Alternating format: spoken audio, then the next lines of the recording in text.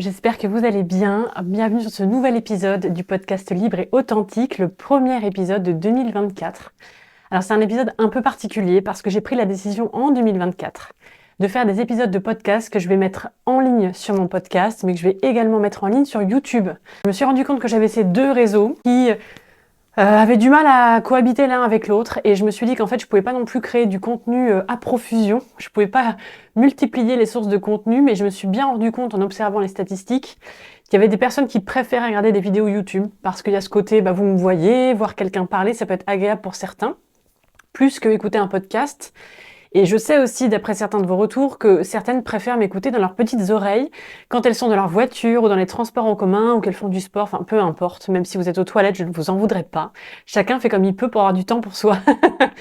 Mais en tout cas voilà, donc c'est un nouveau concept que je vais essayer de lancer cette année. Ça va être un petit peu plus de boulot parce que du coup je vais devoir monter et le son et la vidéo. Et en même temps, au moins, comme ça, je vais pouvoir donner du contenu à ces deux réseaux que j'apprécie, parce que moi, j'aime beaucoup YouTube. Il y a les personnes qui font des guidances. J'aime aussi suivre des personnes qui font de la rénovation. C'est une de mes grandes passions. Donc ça, c'est des contenus que j'aime bien regarder en vidéo. Et personnellement, moi, les podcasts, c'est vrai que j'ai du mal à avoir du temps pour les écouter. J'ai pas de trajet en voiture, j'ai pas de trajet en transport, j'ai assez peu de temps solo, et surtout, il y a un vrai truc, il faut que je vous dise la vérité. Depuis quelques années, je dois bien l'admettre, je ne sais plus faire deux trucs en même temps. Donc je peux pas en même temps écouter un podcast et en même temps faire une lessive, faire les trucs de la maison. Je ne sais pas le faire. J'admire les femmes qui savent le faire. À une époque, j'étais capable de faire les deux en même temps. Aujourd'hui, je ne sais plus faire. Donc je ne peux pas me concentrer pour écouter du contenu et faire quelque chose qui soit bien fait en parallèle. Donc ça me laisse assez peu de temps pour écouter des podcasts. Mais malgré tout, moi j'adore faire ces podcasts.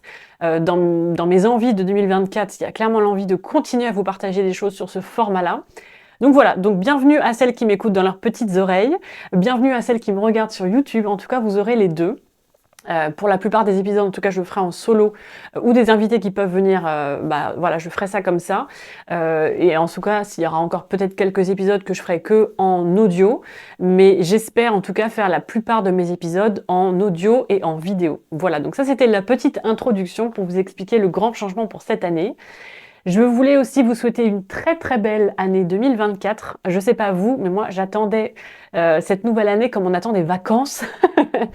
Je ne l'ai pas caché, j'ai fait plusieurs vidéos YouTube l'année dernière. Je vous ai expliqué que j'ai traversé une année personnelle éprouvante. J'ai eu beaucoup d'épreuves, pour ne pas dire des traumatismes qui me sont arrivés. Pour être très honnête, je me suis rendu compte en fin d'année que les choses se sont tellement enchaînées que j'ai pas vraiment eu le temps d'encaisser chaque chose, de digérer chaque chose. Et figurez-vous que j'ai commencé mes vacances de Noël avec une boule au ventre, et j'ai rapidement compris qu'en fait c'était juste que j'étais en train de digérer toute cette année. Donc voilà pourquoi je vous dis que j'attendais 2024 avec impatience. Je me suis doutée qu'au niveau énergétique, il allait y avoir des changements, que ça serait un nouveau départ, un nouveau début.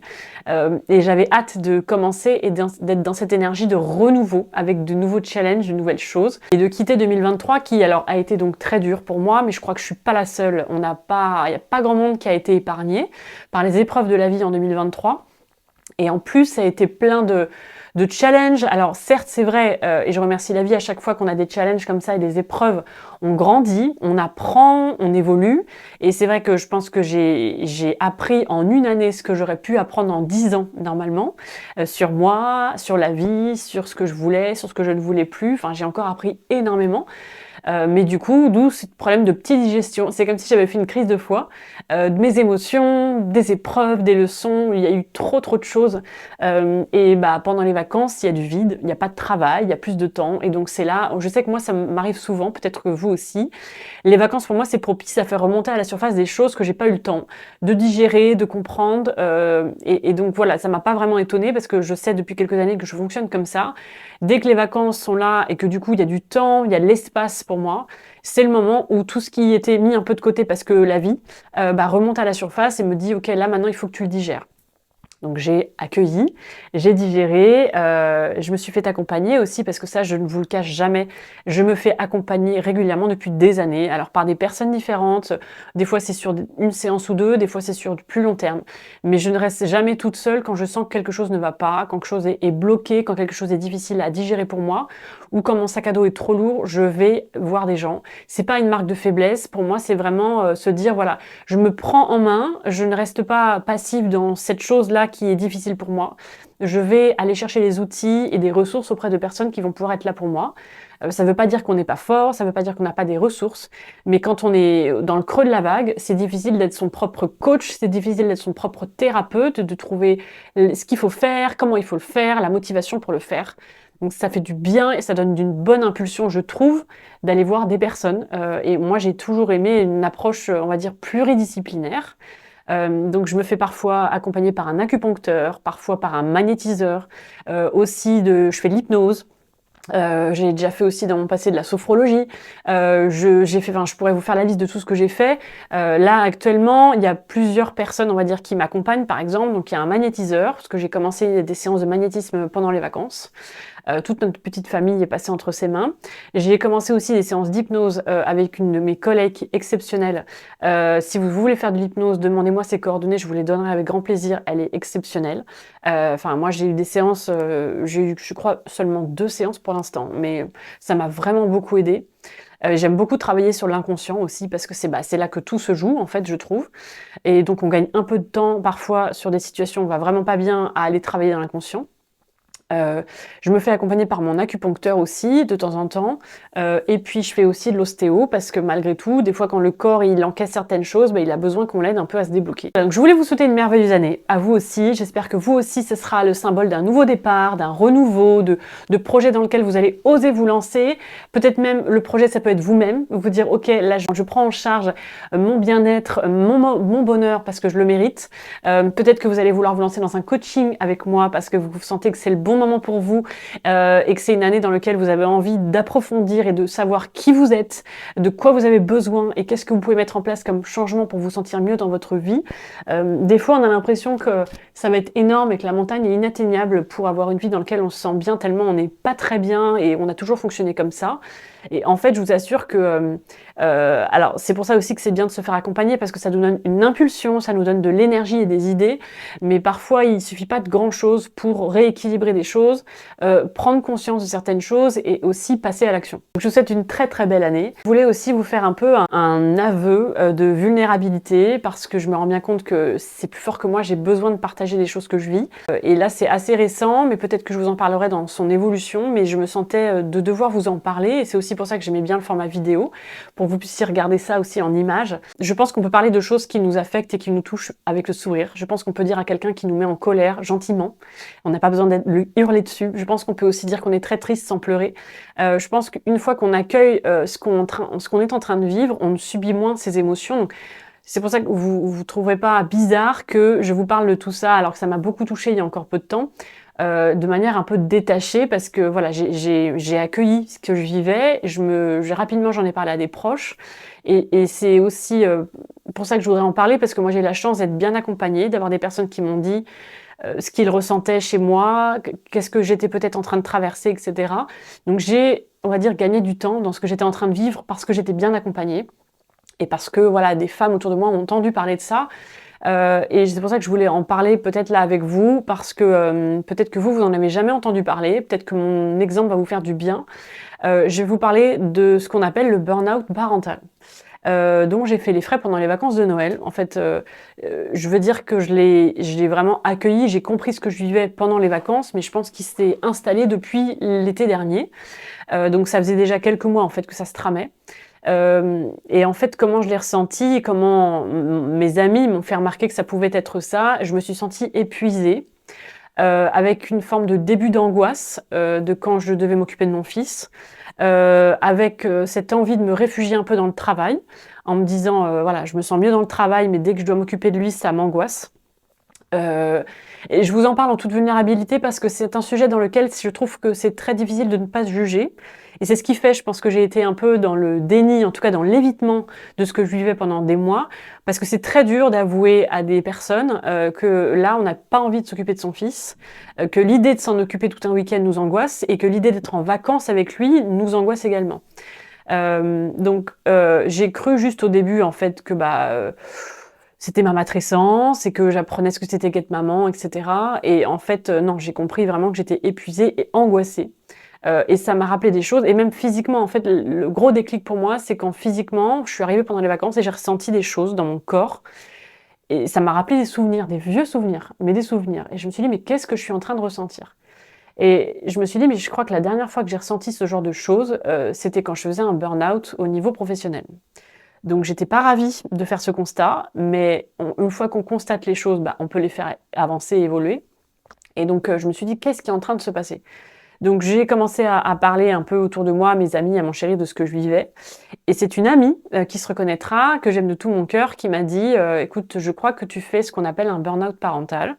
Alors elle m'a pas juste dit ce que j'étais en train de traverser, elle m'a donné des articles à lire à ce sujet-là, et ça m'a rassurée tout de suite, parce que ça fait toujours un peu peur, hein, ça fait des mots comme ça qui peuvent faire peur. Et même moi, pourtant, qui ai déjà traversé ça, je me suis dit waouh. Et en fait, voilà, ça parle d'un épuisement. Ça parle du fait qu'on n'a pas de relais, on n'a pas d'aide et qu'on n'a personne pour se faire aider. Enfin voilà, c'était tout un tas de choses que je ressentais et que j'avais du mal à admettre parce que pour moi c'était une marque de faiblesse, je sais pas, ou de culpabilité de devoir dire que là j'arrivais plus à être sereine à l'idée de m'occuper de mon fils. Alors pour rappel, mon fils il a 1 an et demi. J'ai mis 7 ans pour l'avoir, pour tomber enceinte. Et je pense que j'en parle parce que je pense que faut quand même admettre que certainement le fait que je l'ai attendu pendant 7 ans, je m'en veux d'autant plus de ressentir ce genre de choses, de devoir me dire là j'ai peur de m'en occuper, j'ai peur de pas être à la hauteur, j'ai peur de passer une journée toute seule avec lui. Je dis aussi qu'il a 1 an et demi parce que parfois aussi le malaise parental il s'installe pas tout de suite après l'accouchement parce qu'on parle souvent de dépression postpartum, mais ça c'est une première chose qui peut arriver avec la chute hormonale, l'état de conscience qu'on a en se disant mince ça y est maintenant j'ai un bébé toute la vie, etc. Mais il y a aussi des mal-être et des malaises qui peuvent s'installer sur du plus long terme. Et moi je pense que c'est arrivé, oui, une fois qu'il a eu 15 mois, ça a commencé à s'installer parce que fatigue accumulée. Il faut pas se le cacher. Moi, mon fils, déjà, il a mis 10 mois avant de faire des nuits complètes. Donc pendant 10 mois, nous, on n'a pas dormi la nuit. Ça nous a absolument épuisés. C'est aussi pour ça qu'on s'est orienté vers un coach du sommeil pour nous aider à commencer à faire des nuits parce qu'on n'en pouvait plus de ne pas dormir la nuit. On commençait à plus devenir nous-mêmes, en fait, parce que la fatigue, ça, vraiment, n'oubliez jamais que quand vous êtes fatigué, vous avez tendance à ne plus être vous-même, vous ne réagissez plus pareil, vous surréagissez, vous parlez peut-être de manière beaucoup plus agressive, hein, vraiment, et vous voyez les choses de manière négative partout, tout vous paraît compliqué. Là, c'est la fatigue, ça, qui prend le dessus. Donc c'est important d'être vigilant par rapport à ça, de se rendre compte à quel niveau de fatigue on est. Donc nous, on avait mis déjà une coach en sommeil, donc on s'est mis à faire des nuits à partir de 11 mois de Léon. Et sauf qu'en fait, c'était des nuits, mais qui étaient courtes parce que il se réveillait à 5h30, 6h, à peu près tous les matins. Donc on était content du fait qu'il fasse des nuits complètes, sauf qu'en fait, après, il a commencé à se réveiller très tôt. Et ça, jusqu'à il y a pas longtemps, jusqu'en décembre, en fait. Et en fait, c'est pareil, encore une fois, c'est la fatigue cumulée qui fait que, au bout de quelques mois de lever à 5h30, au début, tout l'été, j'ai trouvé ça cool. Je disais même à mes copines, ça me laisse vachement de temps le matin pour faire des choses. J'ai le temps de faire mon linge, j'ai le temps de lui préparer ses petits pots de la journée. Enfin, au début, j'ai positivé, je trouvais ça bien. Et en fait, je dois admettre que on est rentré petit à petit dans l'automne. Et là, je me suis sentie exténuée de me lever à 5h30, pas tous les matins, un matin sur deux. Et que, en fait, c'était un rythme intense à tenir et qu'on n'arrivait pas à récupérer. D'autant plus qu'avant, on faisait pas de nuit du tout. Voilà, je pense que c'est une fatigue accumulée et c'est pour ça que j'en parle à tous les jeunes parents qui vont m'écouter. Ne négligez pas la fatigue chronique, en fait, qui s'installe et qui fait aussi qu'on se dit oui, mais c'est bon, maintenant il fait ses nuits. Oui, enfin là, il fait ses nuits, mais en fait, t'as pas dormi pendant 10 mois. Après, il t'a réveillé tôt. Donc, faut vraiment prendre du recul aussi et pas trouver que les choses sont normales. Quand on a un enfant en bas âge, on est fatigué. Et la fatigue peut malheureusement entraîner après, en effet, une fatigue psychologique. Et c'est ce que je commençais à être... j'étais en plein dedans, en fait, dans une fatigue psychologique. Donc, ce qui fait que je me réfugie dans le travail parce que j'ai la chance d'avoir un métier que j'adore. Donc, j'adorais mes journées de travail. Et dès que je posais Léon à la crèche, enfin à la nounou, j'étais contente. Mais il y a des soirs, je vous cacherai pas que j'avais la flemme d'aller le chercher en me disant: «Ah bah ça y est, le temps pour moi est fini et je vais devoir commencer à m'en occuper», parce que je trouvais ça lourd et angoissant d'avoir à m'en occuper. Parce que c'est un âge où ça bouge beaucoup, ça touche à tout, faut le surveiller tout le temps. Donc on est dans un début d'autonomie, mais pas forcément, parce qu'en fait il faut le surveiller. Ça marche, ça touche les prises électriques, ça veut tout casser, ça veut tout toucher. Donc c'est une vraie petite tornade. Mon fils, je l'appelle le destructeur parce qu'on lui donne quelque chose et à peu près 30 secondes il la détruit. Il va aller toucher tout ce qui est interdit, ses jouets ne l'intéressent pas, on peut pas vraiment jouer ensemble parce qu'il a un temps d'attention qui dure à peu près 1 minute, donc on peut pas mettre en place un jeu dans lequel on va jouer ensemble pendant au moins 15 ou 30 minutes, c'est pas possible.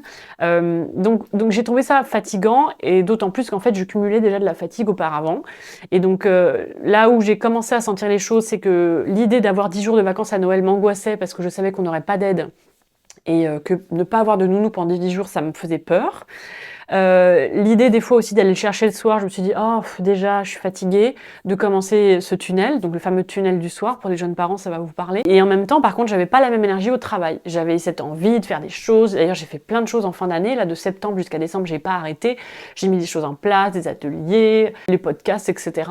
Mais par contre c'était au niveau personnel, et c'est pour ça que j'étais un peu déstabilisée. Je sentais bien que j'avais pas d'énergie le week-end, pas d'énergie le soir. Le matin quand je sentais qu'il fallait aller le chercher, j'avais la flemme de me lever. Donc vraiment, je vous avoue tout ça, j'en suis pas fière. Et j'en parle parce que je pense que je suis pas la seule. Et je pense que si ça peut vous aider à ne pas culpabiliser d'avoir ressenti ça ou de le ressentir aujourd'hui, c'est ok en fait. Et en fait, ce que j'ai lu du coup un peu sur le burn-out parental, c'est que donc c'est une fatigue qui s'est profondément installée, qui vient souvent de parents qui n'ont pas de relais, donc ce qui est notre cas. Nous, on n'a pas de grands-parents qui nous aident, pas d'oncles, pas de tantes. On est tout seul à devoir gérer Léon et la nounou. Donc c'est pour ça que j'adore ma nounou, entre autres, déjà parce qu'elle est merveilleuse et qu'en plus c'est la seule personne qui nous aide et qui nous décharge. Il y a aussi que le burn-out parental, ça vient souvent se mettre en place quand donc il y a de la fatigue, pas de relais, et en plus qu'il y a des problèmes personnels qui vont s'ajouter, typiquement d'autres personnes à prendre en charge, etc. Et c'est vrai que moi, avec les soucis de santé de mes parents, je m'en suis quand même un peu occupée l'année dernière, donc m'occuper et de mon boulot et de mon fils et de mes parents, bah, ça faisait beaucoup pour la même personne. Pour peu qu'il y ait aussi des challenges ou des difficultés professionnelles, ce qui a été mon cas l'année dernière quand même, où j'en ai vu passer de toutes les couleurs, où j'ai dû rebondir pour me dire voilà, qu'est-ce que je fais, où est-ce que je vais, il faut que je prenne des décisions, etc. Me remettre en question, etc. Beaucoup réfléchir, bah mine de rien, voilà, ça me rajoute aussi une fatigue mentale. Donc en fait, c'est l'accumulation de tout ça qui fait qu'à un moment, on est épuisé. Et en fait, j'ai réalisé que je n'avais plus de temps pour moi toute seule aussi. Et ça a été ça aussi le déclic, c'est de me sentir cette envie de partir toute seule en vacances pendant 1 semaine. Alors, si vous l'avez ressenti dans votre vie, ne vous en voulez pas. Moi, j'ai compris quelque chose pendant du coup ces vacances, c'est qu'en fait, pour moi, on a des vases à l'intérieur. On a le vase de la maman avec son fils, on a le vase du boulot, on a le vase du couple, on a le vase de soi avec soi-même, le vase des loisirs. Et en fait, moi, tant que Léon n'était pas là, j'avais beaucoup de temps et j'ai beaucoup rempli mon vase, le vase de moi et moi-même. J'ai pris du temps pour moi, je me suis chouchoutée, je me suis occupée. Et je pense d'ailleurs que c'est ce qui fait que depuis que Léon est né, j'ai pas eu quasiment pas de temps pour moi. Mais c'était ok, parce que j'avais un vase que j'avais tellement rempli dans les années précédentes que j'allais piocher dans ce vase-là. Et là, j'en suis arrivée au stade au bout d'1 an et demi, que j'ai beaucoup rempli le vase de Léon, parce que je m'en suis beaucoup occupée, je suis avec lui tous les mercredis, dès qu'il est malade, j'arrête tout, je m'en occupe. Voilà, je m'en occupe le week-end. Enfin, encore une fois, on n'a pas de relais, donc de toute façon, on est là. Et je l'ai beaucoup rempli de moments de qualité, de moments de moins bonne qualité, hein, parce que pour être honnête, des fois, j'ai pas du tout profité des moments avec lui tellement j'étais épuisée. Mais en tout cas, mon vase Léon, il était rempli. Et à côté, j'ai vu mon vase de moi, qui était vide, mais complètement vide, à sec. Il n'y avait plus une goutte. Et je me suis dit, je pense que c'est ça le fond du problème en ce moment. Il va falloir que je rééquilibre dans ma manière d'organiser mes semaines et mes journées. C'est que le vase de Léon, il est plein à ras-bord.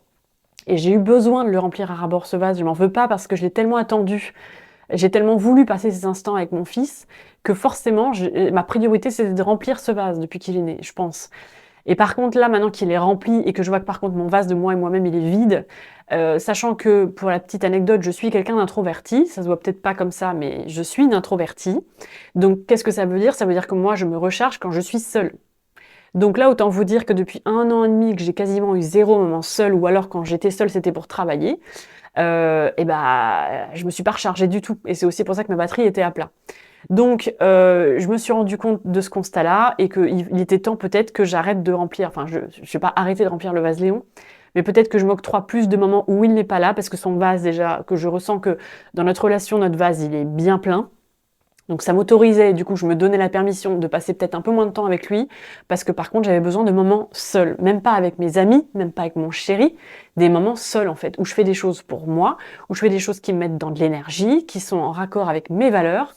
Et donc je me suis reconnectée avec mes valeurs, je me suis reconnectée avec mes besoins, je me suis reconnectée avec mes envies, avec mon âme d'enfant et tout ce qui me fait du bien pendant les vacances pour savoir, voilà, qu'est-ce que je peux faire pour de nouveau remplir ce vase. Parce que pour être très honnête, j'ai beau savoir pas mal de choses autour du coaching, etc. Je me suis retrouvée tellement épuisée pendant les vacances que je me suis dit, je sais même pas ce que je pourrais faire qui me ferait du bien. Donc si vous en êtes à ça aussi, c'est normal. En fait, le problème, c'est que souvent, quand on est dans un état de fatigue extrême, voire de déprime, en fait, on sait même plus ce qu'on pourrait faire pour se sentir mieux. C'est normal. C'est souvent pour ça que je dis à mes coachés en coaching, prépare-toi une liste de choses que tu peux piocher quand tu vas mal, parce que quand tu vas mal, t'as même plus vraiment d'idées spontanées qui te viennent. Donc moi, j'ai quand même essayé de réfléchir à tout ça, de me rappeler. Donc j'ai écrit, j'ai fait des séances d'hypnose donc avec ma collègue au mois de décembre. J'ai fait une séance de magnétisme aussi qui, je crois, m'a aidé à libérer des émotions. Et c'est en fait après cette séance de magnétisme que je me suis écroulée. Quand je dis écroulée, c'est psychologiquement. En fait, j'ai commencé vraiment à aller mal, à être triste, à beaucoup pleurer. Et en fait, alors je sais pas si c'est de la vraie tristesse, mais je pense plutôt que c'était des émotions qui étaient restées là et qui du coup partaient, sortaient. Euh, L'avantage, c'est que j'ai déjà traversé ce genre de moment, donc j'ai pas paniqué. Il y a des années de ça, j'aurais paniqué, donc j'aurais rajouté que de la panique sur des choses un peu compliquées à traverser. Là, je me suis dit, ok, visiblement, je suis en train de m'écrouler, donc je vais accueillir, donc je me suis laissé pleurer. On a eu de l'aide pendant les vacances parce que du coup, on a fait un peu un appel à l'aide à ma belle famille qui est exceptionnelle et qui n'a pas trop réfléchi et qui est venue nous aider pendant une semaine. Et en fait, à partir du moment où ils sont arrivés et qu'ils ont commencé à prendre le relais avec Léon et me donner, je sais pas moi, 1 heure ou 2 déjà à s'en occuper sans moi, où j'ai eu des moments seuls, et bah c'est là que j'ai commencé à m'écrouler en fait. Parce que je me rends compte aussi d'une chose, c'est que c'est compliqué de s'écrouler quand on a son enfant. Déjà d'une, parce qu'ils nous remplissent tellement de bonheur, qu'on a envie de profiter de ça, et quelque part, ils nous remontent le moral, enfin je sais pas comment expliquer, mais ils nous font du bien en fait, nos enfants. C'est des rayons de soleil, ils sont dans la joie de vivre. Donc c'est vrai que c'est pas qu'on n'a pas envie de s'écrouler devant eux, c'est même juste qu'en fait, c'est pas ce que ça nous inspire en fait quand on est avec eux.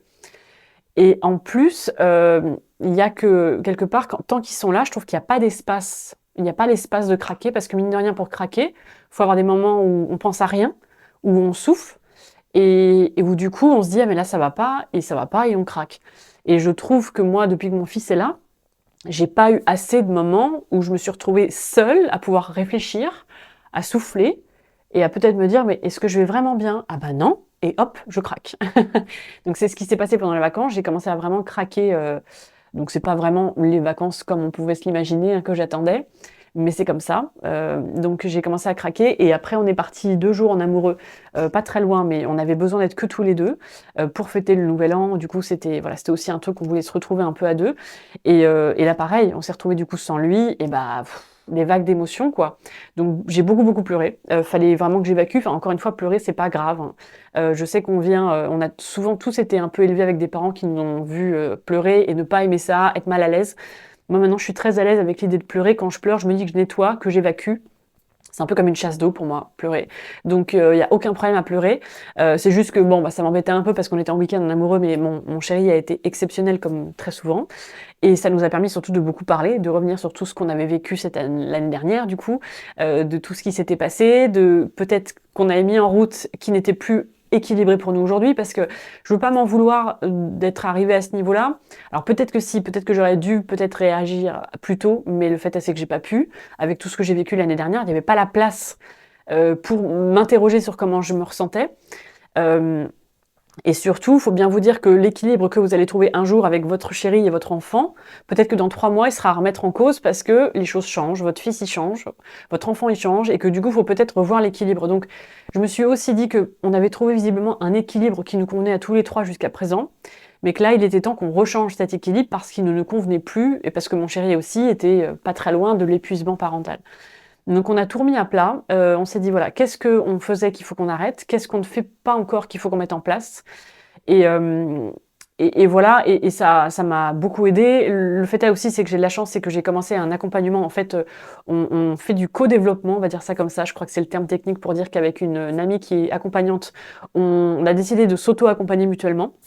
Donc je me fais accompagner par une de mes amies qui, elle aussi, se fait accompagner par moi depuis quelques semaines. Et c'est vrai que du coup, j'ai eu ma deuxième séance très rapidement début janvier et ça nous a permis aussi de mettre à plat le fait que si j'étais tombée dans ce burn-out parental, enfin dire épuisement parental, parce que bon, c'est plus parlant, je trouve. C'est aussi parce que j'avais eu du mal à me mettre dans des pantoufles de maman dans lesquelles je me sentais bien. Et c'est aussi le message que je voulais partager à travers ce podcast aujourd'hui et cet épisode YouTube, c'était de vous dire, je le sais, hein, mais c'est vrai que des fois, même les cordonniers sont les plus mal chaussés, vous le savez. On a tendance parfois à faire des choses de manière inconsciente et automatique, et pour autant, ce ne sont pas des choses qui nous rendent heureux. Je vous laisse y réfléchir. Qu'est-ce qui se passe dans notre esprit? Alors, c'est ce qu'on appelle des messages contraignants en coaching. C'est ce que je travaille notamment pour les décrypter avec chacune de mes clientes. Et là, je l'avais pas décrypté à mon niveau, au niveau de la maternité. C'est-à-dire que j'ai mis en place une maternité sans y réfléchir, inconsciemment et automatiquement, mais qui finalement, avec du recul, ne me correspond pas. Et en quoi elle ne me correspond pas? Donc c'est pour ça que c'est un vrai travail de coaching qu'on a fait avec la personne mon amie qui m'accompagne. En fait, pourquoi ce rôle de maternité me convenait pas? Parce qu'il ne répondait pas à mes valeurs. Donc les valeurs, moi, depuis le temps, je les connais. Mais ça, c'est pareil, c'est un travail que je fais avec mes coachés en accompagnement, c'est aller découvrir quelles sont vos valeurs, parce que c'est vraiment votre mode d'emploi. Et souvent, quand vous n'êtes pas heureux, vous regardez vos valeurs et vous regardez comment vous vous sentez dans vos valeurs. Et souvent, si vous n'êtes pas heureux, c'est que vous n'êtes pas aligné avec vos valeurs. Et là, j'avais oublié parce que la tête dans le guidon, etc. Mais c'est vrai que mon ami m'a dit, bah, écoute, est-ce qu'on regarderait pas tes valeurs par rapport à ton rôle de maman? Et en effet, moi qui ai notamment dans mes valeurs la liberté qui est très très forte, le fun qui est très très fort, le plaisir qui est très fort. En tout cas, celle où vraiment j'étais plus du tout alignée, c'était celle-ci. C'est-à-dire que je me suis mis dans un rôle de maman de manière absolument automatique, donc sans y réfléchir, qui était à l'encontre de ma valeur liberté, qui était à l'encontre de ma valeur fun, qui était à l'encontre de ma valeur plaisir, et sans m'en rendre compte, en fait. Je l'ai fait parce que inconsciemment, et alors souvent ces messages contraignants, ils nous viennent de quoi? De la société, de la manière dont on a été éduqué, des choses qu'on a entendues depuis qu'on est tout petit. Donc ces messages contraignants dans lesquels moi je suis rentrée avec la maternité, ce sont des choses qui nous disent « fais les choses comme ça ». Voilà, parce que la société nous dit ça, parce que tes parents t'ont dit ça depuis que t'es petit, et pour autant tu le fais, mais ça ne te rend pas heureux parce que ça va à l'encontre de tes valeurs. Donc tout l'objectif après derrière, c'est ce que je fais moi en coaching, donc là ce que je suis en train de faire avec moi-même, mon propre cobaye, c'est de me dire, je dois sortir de cette autoroute, parce que c'est devenu automatique pour moi de faire ça comme ça, mais ça me rend pas heureuse, c'est essayer de prendre du recul sur ce que je fais, pour essayer de mettre en place une autre manière d'être maman, qui est du coup moins automatique pour moi, parce que je n'ai pas connu autre chose, et parce que j'ai pas vu autre chose, et que la société ne va pas dans ce sens-là non plus, mais qui sera une manière d'être maman qui me rendra heureuse, parce qu'elle sera en accord avec mes valeurs. Donc je suis en train d'expérimenter depuis déjà une semaine, des choses que je mets en place et qui vont me rendre plus heureuse de mon rôle de maman, et ça a été une énorme prise de conscience. Donc c'est ça aussi que je voulais partager aux mamans qui seraient comme moi en épuisement et surtout qui n'arrivent pas à se sentir pleinement heureuses dans le rôle de maman. Posez-vous la question, est-ce que c'est pas la manière que j'ai d'être maman qui peut-être ne me rend pas heureuse? Parce que moi j'avoue qu'il y a un moment, pendant les vacances, et je le disais en m'effondrant, hein, parce que c'était très dur d'admettre, je dis mais peut-être qu'en fait je devais pas être maman, peut-être qu'en fait être maman c'est pas quelque chose qui me rend heureux, et peut-être que j'avais pas besoin de ça dans ma vie. Donc j'ai remis en cause l'idée même d'être maman, tellement ça ne me rendait plus heureuse ces derniers mois.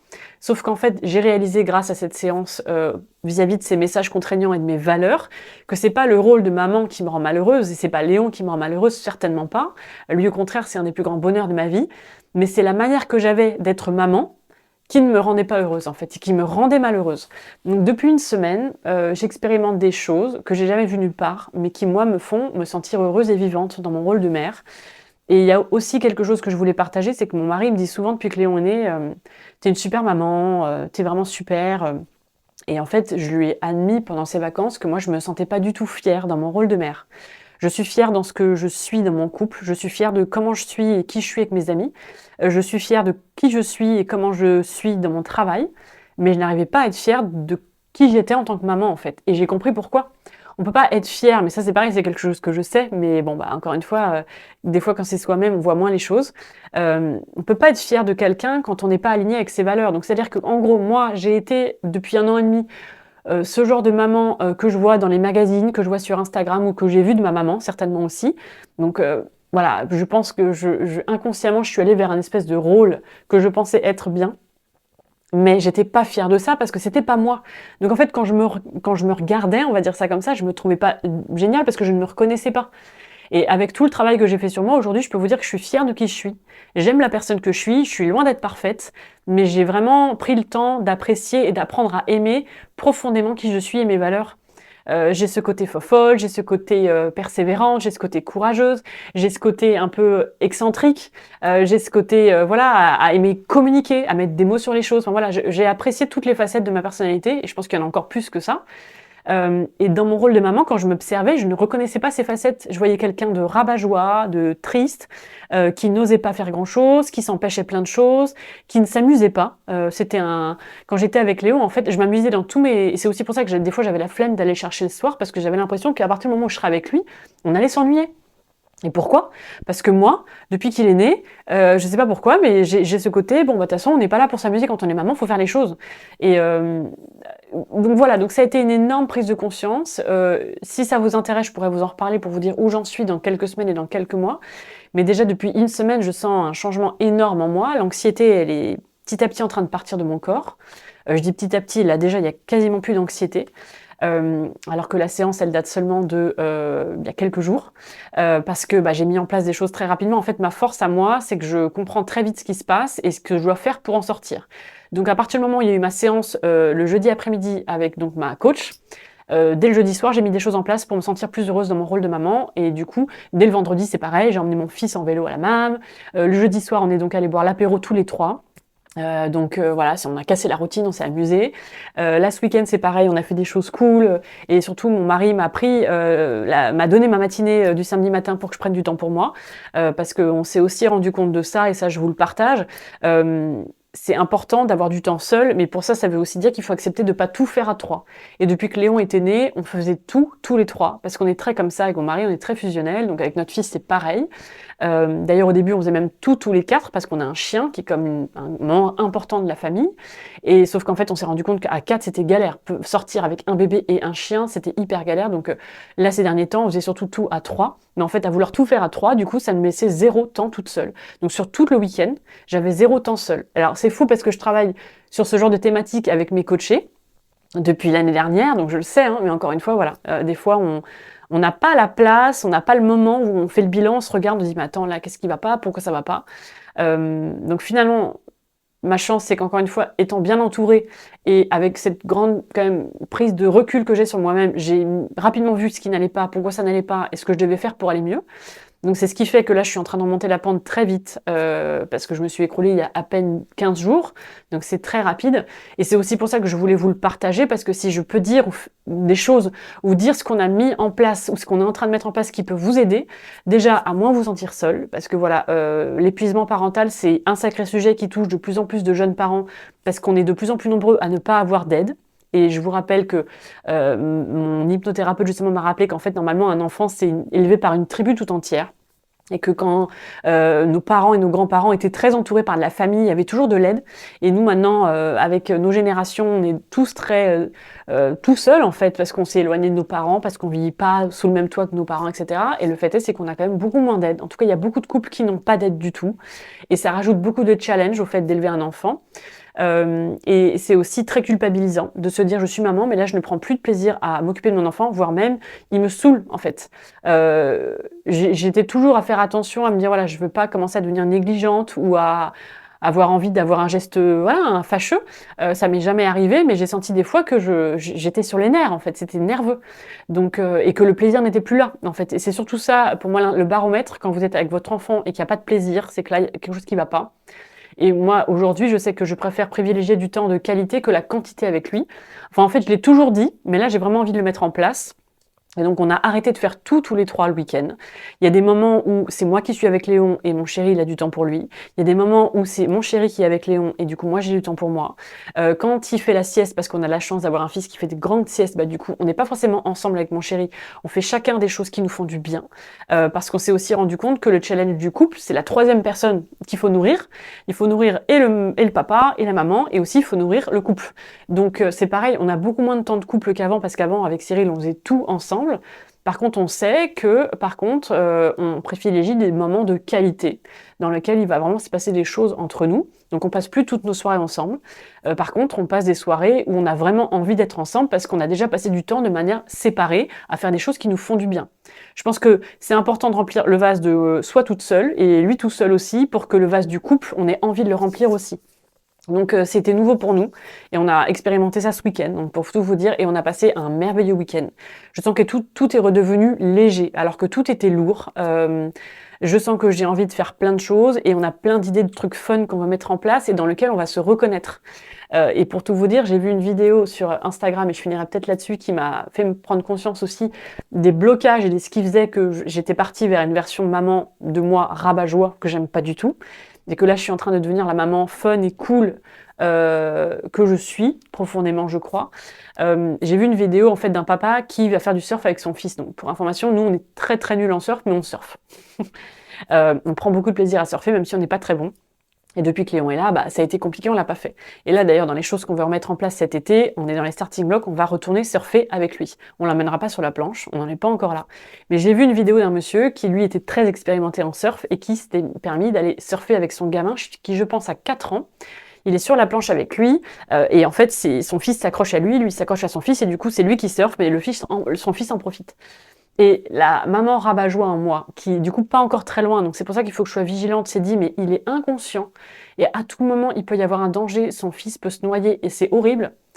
Et il y a la vraie maman que je suis qui se dit mais c'est génial en fait parce qu'il est en train de partager sa passion, parce qu'ils sont en train de vivre un moment qui est hyper intense, j'ai presque envie d'être sur la planche avec eux. Je me suis imaginé que c'était Léon en train de le tenir comme ça et me dire mais ça doit être formidable ce qui doit se passer entre eux dans leur complicité, dans leur amour. Et surtout, ça fait des souvenirs qui sont dingues, quoi, de se dire, bah moi, depuis que je suis tout petit, en fait, j'ai des images de moi où je suis sur la planche avec mon papa, quoi. Et en même temps, la rabat-joie en moi se dit, ouais, mais c'est hyper dangereux, il va s'en vouloir toute sa vie s'il arrive quelque chose. Voilà, donc je pense que c'est ce qui joue en moi en ce moment, c'est qu'en même temps, j'ai envie de m'autoriser à faire des trucs fun, je veux montrer mes passions à Léon, je veux faire des trucs un peu rigolos, mais ça sort. Alors, j'irai pas jusqu'à faire du surf avec lui comme ça, j'en suis pas là. Mais le peu de choses que je m'autorise à faire, il y a une partie rabat-joie de moi qui dit, mais est-ce que tu penses vraiment qu'un enfant doit faire ça? Ou est-ce que tu penses qu'à cette heure-là, il devrait pas être au lit? Euh, donc voilà, ça se joue encore. Donc encore une fois, c'est un aveu de vulnérabilité que je fais. Là, c'est vraiment la femme maman qui parle et je suis très fière de moi parce que depuis une semaine, je me reconnais.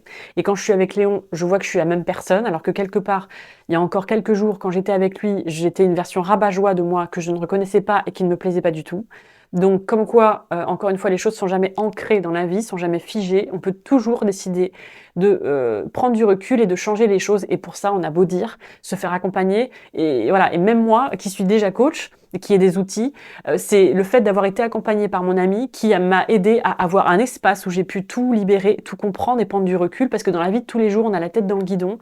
Et c'est important d'avoir cet espace où vous avez quelqu'un déjà qui vous écoute, qui vous aide à mettre la lumière sur ce qui bloque, à trouver des déclics. Et après, même si c'est vous qui avez la prise de conscience et c'est vous qui allez mettre des choses en place, c'est toujours bien de se faire accompagner et d'avoir de l'aide dans ces moments aussi où psychologiquement vous vous sentez épuisé. Voilà. Donc voilà ce que je voulais partager avec vous. J'espère que ça vous aura été utile, que ça vous aura été intéressant, que ça vous aura enlevé peut-être ce tabou de la tête et cette culpabilité. Et puis si vous avez des questions, vous voulez en parler avec moi, n'hésitez pas à me contacter sur Instagram. À bientôt.